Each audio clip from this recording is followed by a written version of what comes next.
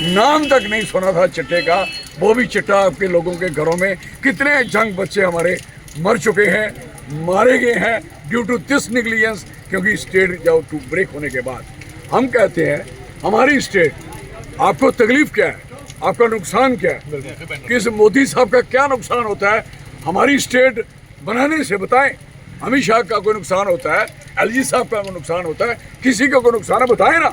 हाँ, अगर उन्होंने सोचा जखीरा मिला है कि यहाँ की रेत बजरी उठानी है, यहाँ के पहाड़ ब्रेक करने हैं, यहाँ की जंगल लूट रहे हैं, जहाँ का पानी लूट रहे हैं, अगर उसके लिए इन्होंने विचार किया है तो फिर ये नहीं देने वाला मूड है ना। इसलिए कहा था supreme court, honourable supreme court इतना हैवी इन्होंने डिसीजन किया कि आप सितंबर तक इलेक्शन करोगे और इलेक्शन के बाद आप स्टेट दोगे।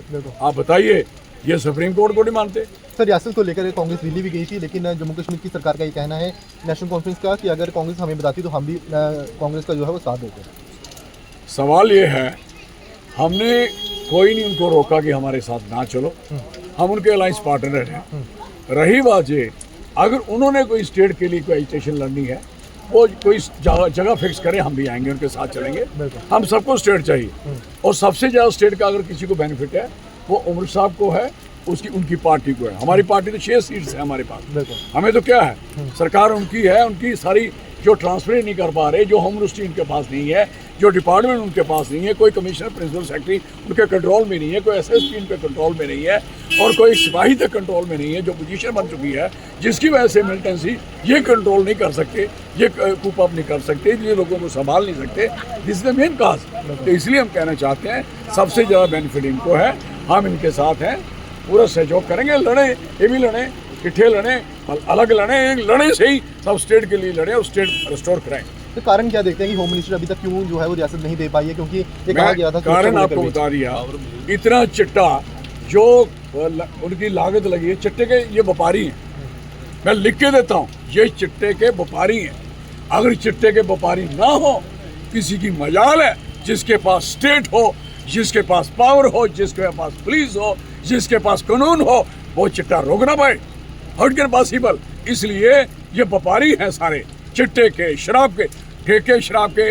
यहाँ अलाउ नहीं थे, नेशनल हाईवे पे अलाउ नहीं थे, यूनिवर्सिटी के, स्कूल के, कॉलेज के, आपके मंदिर के, मस्जिद के, गुरुद्वारे के, गिरजा के, यहाँ डिस्टेंस रखे गए थे पर्टिकुलर के, इतने डिस्टेंस के बीच कोई भी ठेका नहीं खोल सकता।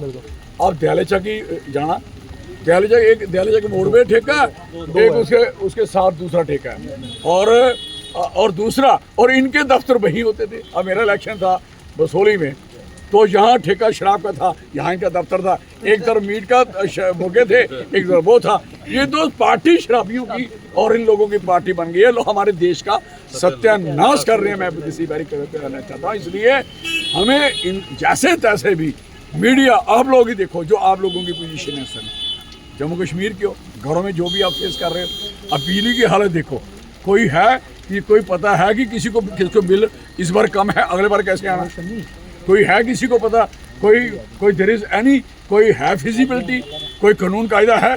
कोई आदमी रो रहे हैं बिजली के दफ्तरों में, आप चिल्ला रहे हैं कि हम बिल लेके पहुंचे जनाब, इतना कहाँ से bill they. This A position.